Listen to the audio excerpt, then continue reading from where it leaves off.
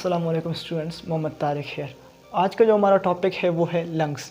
Lungs एक respiratory argon है, जैसा कि हमने पहले डिस्कस किया था कि एयर पैसेजवे को जिसके ज़रिए एयर बॉडी में इनहेल होता है, जब एयर लंग्स के अंदर पहुंच जाता है तो असल में जो गैसेज एक्सचेंज का प्रोसेस होता है वो असल में लंग्स में होता है। तो मेन रिस्पायरेटरी आर्गन जो है वो है लंग्स। लंग्स को अगर हम देखें, लंग्स एक रिस्पायरेटरी आर्गन है और लंग्स पेयर फॉर्म में होते हैं, यानी कि दो लंग्स होते हैं और ये एक लेफ़्ट लंग्स होता है और एक राइट लंग्स होता है। तो लंग्स को अगर हम शेप को देखें तो लंग्स का शेप जो होता है वो कॉनिकल शेप होता है। ये लंग्स का एक स्ट्रक्चर है। लंग्स के ऊपर टॉप वाला एरिया है ये स्लाइडली नैरो है और जो इसका बॉटम वाला एरिया है, नीचे वाला एरिया है, वो थोड़ा सा वाइड एरिया है। तो अगर हम देख सकते हैं तो एक कॉनिकल सा शेप ये देता है हमें। लंग्स जो है वो एक राइट साइड पे मौजूद है और एक लेफ़्ट साइड पे मौजूद है। अगर हम राइट लंग को देखें तो राइट लंग जो होता है, राइट वाला ये स्लाइडली लार्ज होता है और जो लेफ़्ट वाला लंग्स होता है वो थोड़ा स्मॉल होता है। ये स्मॉल इसलिए होता है क्योंकि इस साइड पे यहाँ पे हार्ट मौजूद होता है और इस हार्ट की वजह से क्या होता है कि जो लंग्स को जो लेफ़्ट वाला एरिया होता है, लेफ़्ट वाला लंग्स होता है, वो स्लाइडली स्मॉल होता है। लंग्स की अगर हम मेन लोकेशन देखें तो लंग्स जो है वो चेस्ट कैविटी में और थोरेसिक कैविटी में मौजूद है। अगर हम देखें तो ये वाला ऊपर वाला जो एरिया हमारा है ये चेस्ट कैविटी है और चेस्ट कैविटी से जो नीचे वाला तो स्लाइडली नीचे वाला एरिया है वो थोरेसिक कैविटी है और लंग्स का जो ज़्यादातर पार्ट है वो थोरेसिक कैविटी में मौजूद है। लंग्स की अगर हम ओवरऑल लोकेशन की बात करें तो लंग्स फ्रंट साइड है लंग्स का वो टुवर्ड्स स्टर्नम है, यानी ये हमारे पास जो रिब्स के दरमियान जो एरिया है ये स्टर्नम है। हम कह सकते हैं कि जो रिब्स के साइड पे है, यानी उसका जो फ्रंट साइड है टुवर्ड्स द रिब्स है। ये जो सारे रिब्स मौजूद है और रिब्स का काम है लंग्स को प्रोटेक्शन देना। अगर हम इसकी बैक साइड को देखें लंग्स के, तो लंग्स का जो बैक साइड है वो टुवर्ड द स्पाइनल कार्ड है। जो हमारे स्पाइनल कार्ड मौजूद है, वर्टिब्रल कॉलम मौजूद है, इसकी तरफ इसका बैक साइड मौजूद है। जो लंग्स का जो बॉटम साइड है उसको हम देखें तो लंग्स के बॉटम साइड में हमारे पास डायफ्राम मौजूद है। डायफ्राम एक मस्कुलर लेयर है जो लंग्स को एक्सपेंड और कंट्रैक्ट होने में मदद देता है। अगर हम लंग्स के साइड्स की बात करें तो लंग्स जो है ये एक लंग्स का अगर हम इसकी एनाटॉमी देखते हैं, अगर हम लंग्स की एनाटॉमी की बात करें तो ये लंग्स की एक एनाटॉमी है। तो ये ट्रेकिया है और ट्रेकिया डिवाइड हुआ है दो ब्रोंकी में और ब्रोंकी जो है वो फॉल करते हैं लंग्स में। तो लंग्स जो है अगर हम लंग्स का जो आउटर कवरिंग लेयर मौजूद होता है, ये जो आउटर कवरिंग लेयर है इसको कहा जाता है प्लूरा या प्लूरल मेम्ब्रेन कहा जाता है। ये जो प्लूरल मेम्ब्रेन है ये दो हिस्सों में डिवाइड हुआ है। ये आउटर लेयर जो है ये प्लूरल मेम्ब्रेन है और ये जो pleural membrane inside toward lungs की तरफ है तो इसे कहा जाता है वेसरल मेम्ब्रेन। जो बाहर की तरफ मेम्ब्रेन है उसको कहा जाता है पेरेंटल मेम्ब्रेन्स। तो ये जो लंग्स के जो है मेम्ब्रेन है, ये एक मेम्ब्रेन है और एक मेम्ब्रेन के दो लेयर है फर्दर, और इन दो फर्दर जो लेयर है इनके दरमियान एक फ्लूइड सा मौजूद होता है, उसको कहा जाता है प्लूरल फ्लूइड। ये जो प्लूरल फ्लूइड है इसका असल में काम होता है लंग्स को लुब्रिकेट रखना।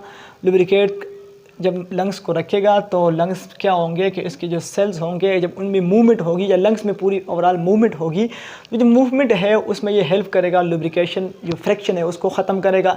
फिर इसका काम है इंजरी से प्रोटेक्ट करना।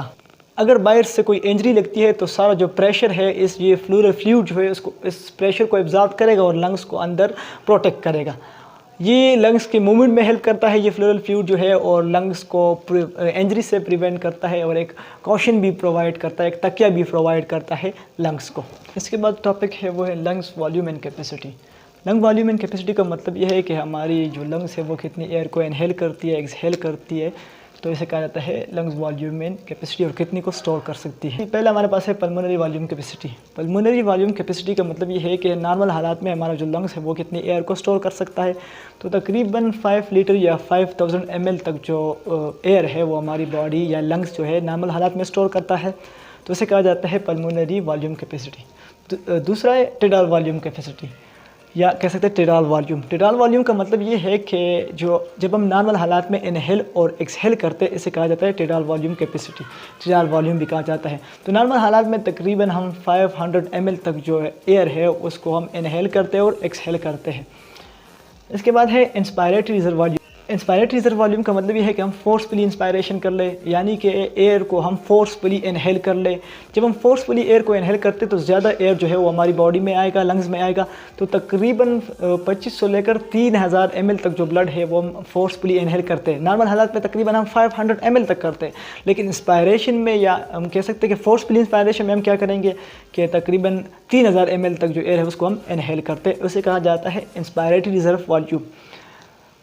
नेक्स्ट है expiratory reserve volume. Expiratory reserve volume का मतलब ये है कि जब हम फोर्सफुली एयर को एक्सहेल करें या एक्सपेल आउट कर ले बॉडी से, तो तकरीबन हम 1000 से लेकर 1200 ml तक जो एयर है उसको हम फोर्सफुली एक्सपेल आउट करते हैं। ये जो वैल्यू है ये इंस्पायरेटरी रिजर्व वॉल्यूम से कम इसलिए है क्योंकि हमारी बॉडी जो है एक्सेप्ट ही नहीं करती कि ज़्यादा से ज़्यादा एयर हमारी बॉडी से निकल जाए, क्योंकि हमारी बॉडी एक्सेप्ट कर सकती है कि ज़्यादा एयर हमारी बॉडी में आए लेकिन ज़्यादा न निकले। तो इसलिए हमारे पास जो एक्सपायरेटरी रिजर्व वॉल्यूम जो इसकी वैल्यू है वो हमारे पास कम रहती है। लास्ट वन है रिजाइडल वॉल्यूम। रिजाइडल वॉल्यूम का मतलब ये है कि जब हम फोर्सफुली एयर को एक्सपेल आउट करते हैं बॉडी से, इसके बाद जो एयर हमारे लंग्स में रहता है कहा जाता है रिजाइडल वॉल्यूम। तकरीबन 1500 ml तक जो एयर है वो हमारी बॉडी में रहता है जब हम फोर्सफुली एक्सपायरेशन भी कर लें। लास्ट वन है फंक्शन ऑफ लंग्स। तो लंग्स की फंक्शन हम सिंपली देखें तो लंग्स की जो फंक्शन है, दो फंक्शन है। गैसेज एक्सचेंज करता है, स्टोरेज ऑफ एयर करता है। गैसेज एक्सचेंज इस तरह करता है कि ये सरफेस प्रोवाइड करता है गैसेज एक्सचेंज के लिए, यानी कि जो हमारे पास जो मेन गैसेज एक्सचेंज का प्रोसेस होता है, ऑक्सीजन का एंटर होना कैपिलरीज में, तो वो एल्वेलाई और कैपिलरीज के दरमियान लंग्स में होता है। तो मेन गैसेज एक्सचेंज का प्रोसेस लंग्स में होता है। एयर को स्टोर भी करता है, यानी कि अगर फॉर एग्जांपल हम एयर को नहीं लेते 1-2 मिनट के लिए, तो उस टाइम के लिए जो बॉडी को जो एयर है वो लंग्स प्रोवाइड करता है। उस टाइम के लिए कुछ मिनट, 2-3 मिनटों के लिए जो एयर है वो प्रोवाइड करता है लंग्स, उसको प्रोवाइड करता है जी।